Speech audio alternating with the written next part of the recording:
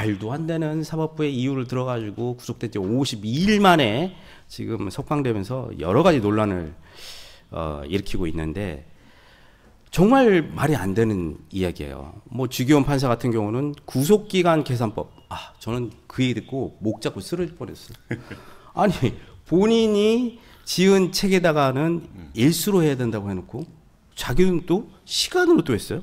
말도 안 되는 이런 희한한 논리를 들고 와가지고 또 윤석열을 풀어줬단 말이에요. 야, 김 신부님도 이거 보시면서 우리나라 법 원래 이런 건가? 이 생각 드시지 않으세요? 법이 문제가 아니고 법조인들이 문제인 거죠.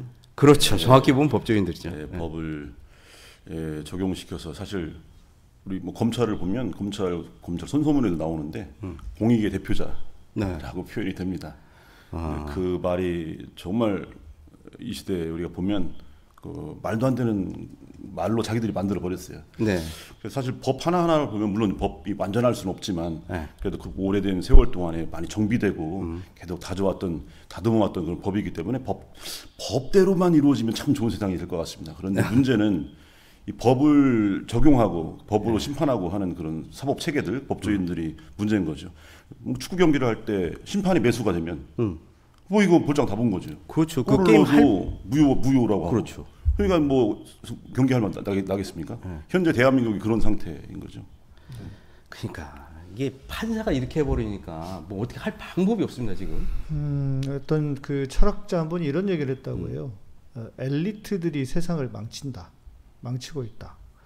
근데 그 사실을 저희 대한민국 사회에서 여실히 보여주고 있는 것 같아요. 그러니까 좀 다른 의미인데 원래 이제 그분이 했던 이야기는 엘리트들이 누리는 건 누리고 권리는 누리지만 그 수많은 자신들의 그 지식과 또 뭐 부도 있을 것이고 이것을 사회에 헌신하고 봉사하지 않은 채로 자기 욕망을 채우기 위해서 살아가고 있기 때문에 그 엘리트들을 비판한 건데 우리 사회는 더 넘어가는 것 같아요.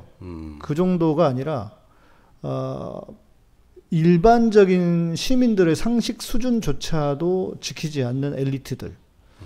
그러니까 이게 한편 좀 깊이 들어가 보면 자기는 해도 된다는 생각 아니겠습니까?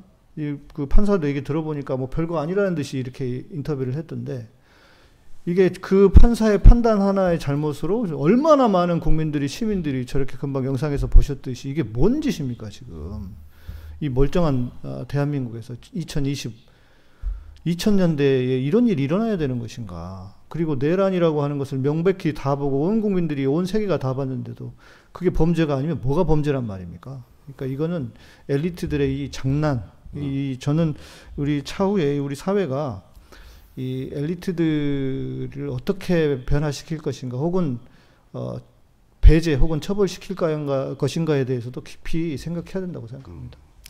문제의 핵심은 사람이다. 근데 그 사람들 중에 엘리트 뭐 어떤 분들 얘기를 보니까 서울대가 우리나라를 망쳤다라고 이렇게 말씀을 하시더라고요. 그렇죠. 네. 제가 공군 군목 출신인데요. 한 9년 있었습니다. 그런데 이제 공군에서도 그런 말이 있었거든요. 나라는 서울대 출신이 망치고 공군은 조종사들이 망친다. 네. 이거 다 엘리트들이란 말이에요. 네. 공군에서 제일 중요한 게 조종사거든요. 그렇죠. 그러니까 우리 사회의 문제입니다. 이게 엘리트들이라고 하는 사람들이 도대체 노블리스 오블리제 거창하게 말하면 그건데 기본적인 상식 시민들의 수준조차도 없어요. 네. 그러니까 이제 엘리트에 대해서 얘기하다 보면 그들은 사실은 어렸을 때부터 공부를 잘했기 때문에 모든 걸 열애봤잖아요. 남들이 할 수 있는 일도 안 해도 되고 너는 공부만 하면 된다라는 이런 열애의식부터 시작해서 그게 이제 특권의식으로 이제 발전을 하고 남과 함께 가는 이런 사회적 행동을 못 배운 것 같아요. 그래서 지금 이 많은 국민들 아까도 보셨지만 솔직히 내일 아니지 않습니까? 엄밀히 말하면 국가의 일이잖아요. 그런데 국가의 민주주의가 위태롭기 때문에 내일을 제쳐두고 지금 차가운 콘크리트에서 잠을 잤단 말이에요. 민주주의를 지키기 위해서. 왜 엘리트는 그걸 못 느낄까요? 그러니까 이게 어찌 보면 영리 현상 같은 건데 엘리트와 부를 소유한 사람들. 제가 이제 뭐 어떤 그 이야기를 들었는데 어떤 정신과 의사가 쓴 책 제목이 이거랍니다. 강남은 거대한 정신병동이다. 아, 강남. 공감합니다. 네. 뭐 지난번에도 보셨듯이 그 대선에서 거의 90몇 프로 막 이렇게 나왔잖아요. 예. 아니, 그러니까 뭐든 상관없는 거예요. 나라가 망하든 말든. 판단 자체도 흐려지고. 그러니까 주로 강남의 부자들과 예. 소위 말하는 부자들과 엘리트들이 많이 살 텐데, 그러니까 이 우리 사회의 이 본질적인 좀 상황, 그리고 일단 뭐 정광훈 얘기하겠지만 윤석열 같은 사람이 대통령이 됐어요. 그 기차 위에 구두발 올려놨을 때 저는 끝났다. 그때 대선 전으로 돌아가 보면 저는 예. 그때 그거 보고 쟤는 대통령 못 되겠다. 끝났다고 생각했는데 됐어요. 그리고 물론 언론의 문제, 수많은 여러 가지 문제들이 있었지만 정광훈 같은 자가, 정광훈은 실은 목사 안수를 어디서 받았는지조차도 흐릿한 인간이거든요. 예. 그런데 그런 자가 한국 교회를 대표하는 목사가 되어 있다. 그러니까 그만큼 우리 사회가 얼마나 이 허울 좋은 사회, 이 껍데기로 치장되어 있어서 거기에 속고 있는 사회인가. 이제 이걸 저는 보여주는 거라고 봐요. 이제 진짜 이 문제는 우리가 정권이 바뀌고 하면 같이 함께 우리 모든 국민들이 심각하게 고민해야 하고, 오히려 저렇게 길거리에 나와 있는 일반적인 시민, 혹시 그들보다 배움이 짧을 수도 있고, 혹시 그들보다 부가 적을 수도 있지만, 정말 이 시민들이 온전히 주인이 되는 세상과 그런 사회를 만들어 가자면 안 되겠다. 예, 그렇게 해야 된다. 그 이제 성경적인 얘기를 좀 해볼까요, 신부님? 그 세상을 올바르게 만들려고 한다면 정말 예수님이 왕으로 오셔야 되지 않습니까? 근데 그렇지 않고 가장 미천한 이제 목수가 돼서 이렇게 오셨는데, 그리고 정치 권력을 탐하지 않았단 말이에요. 그거는 왜 그렇게 해야 온 세상을 하나님의 나라로 만들 수 있다고 말씀하셨나요? 예수님께서 그 제자들에게 예. 또 세상을 향해서 가르쳐준 가르침 안에 다스림의 본질에 대해서 말씀하시는데, 다스림의 본질은 섬김에서 온다고 말씀하셨어요. 섬김. 제자들에게. 그래서 세상의 통치자들은 백성의 군림하고 세도를 부리는데 그렇게 해서는 안 된다. 너희는 섬겨야 된다. 라고 하는데, 다스린다고 하는 건 어떤 면에서 보면 다 살리기 위한 일입니다. 네. 정치는 사실 모든 일을 다 이롭게 하고 또 잘 먹이고 잘 살리려고 하는 것이 정치고, 그런데 그러려면은 더 특정 계층의 이익을 대변하는 그런 모습으로 이루어지면 안 되는 거고, 모두를 살리는 것 안에서 이제 우선순위 문제가 발생해요. 네. 모두를 살림에 있어서 가장 절박한 사람부터 먼저 살려야겠죠. 그렇죠. 근데 그 절박한 사람들은 대부분 누구냐? 가난한 사람들, 힘없고 가진 거 없는 사람들이죠. 그래서 그들을 우선적으로 생각할 수밖에 없는 그런 모습들이니까, 사실 가난한 사람들 우선적으로 생각한다는 것 자체가 이게 섬김에서 오는 겁니다. 이게 내려가지 않으면 할 수 없는 것들이고. 그렇죠. 아까 우리 목사님께서 엘리트주의 말씀하셨는데, 사실 우리나라 엘리트라고 하는 것은 많이 알고 뭐 교양이 뛰어나고 뭐 이런 뭐 인품, 또 다른 사람들 훌륭하고 이런 식의 개념이 아니고 권력에 근접했다. 맞습니다. 네. 돈과 권력에 근접했다는 의미로 엘리트라는 말을 씁니다. 네. 그런데 권력이라고 하는 건 어디서 오냐면 불평등과 차별에서 와요. 격차에서. 네. 모두가 다 똑같이 100억 원씩 갖고 있으면 거기는 권력이 생기지 않습니다. 한 사람이 1000만 원을 갖고 있고 나머지가 돈이 없을 때 1000만 원이 권력이 되는 거고, 모두가 다 왕이면 그건 권력이 아니죠. 네.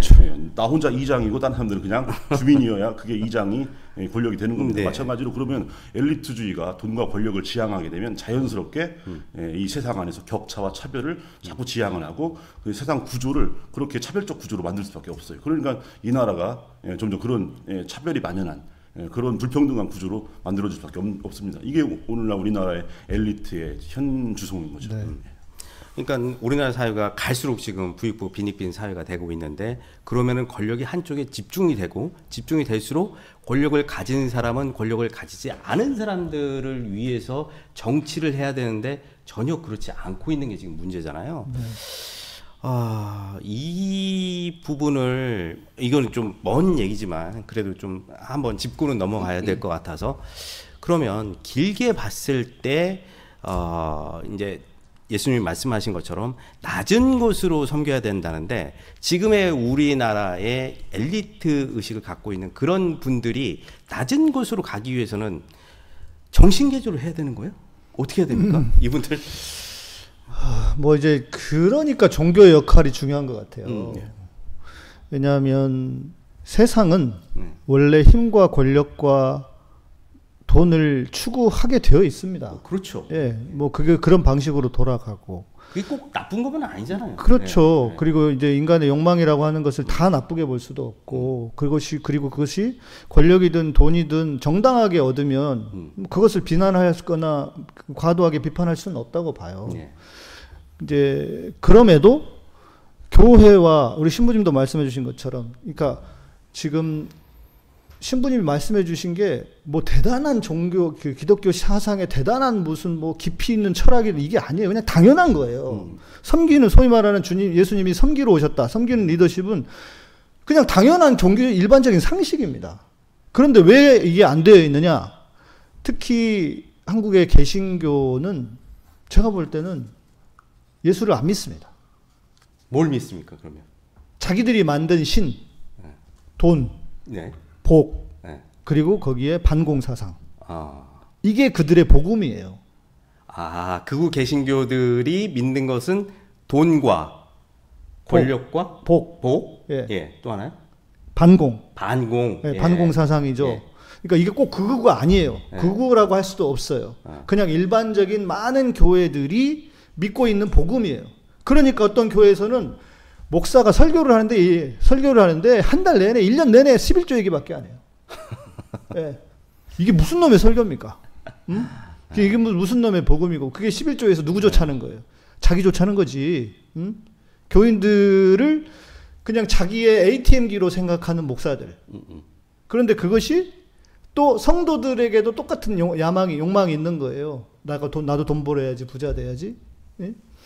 거기에 이제 한 가지 더, 아까 말씀드린 지금 공산, 이건 좀 따로 떼어 넣어야 되는데, 여튼. 그렇기 때문에 종교가 제대로 된 역할, 특히 개신교가 제대로 된 역할을 하지 못하는 거예요. 지금 오늘 신부님 오셨지만, 우리 신부님이 이번에 지랄 발광을 얼마나 뜨셨습니까? 네? 그냥 뭐, 어디가, 지랄 발광 신부님이랑 같이 방송에 다 알아들어. 네? 그렇잖아요. 그러니까 이런 상황에서 소위 말하는 말씀하신 것처럼 낮은 자, 권력 없는 우리 일본 시민들의 대변하는 게 종교의 역할인데. 맞습니다. 그래서 마치 종교라고 하는 것은 그 맑은 샘물을 계속 흘려 보내주는, 그래서 사회를 정화시키는 역할을 해야 하는데도 불구하고 완전히 거꾸로 뒤집힌 거예요.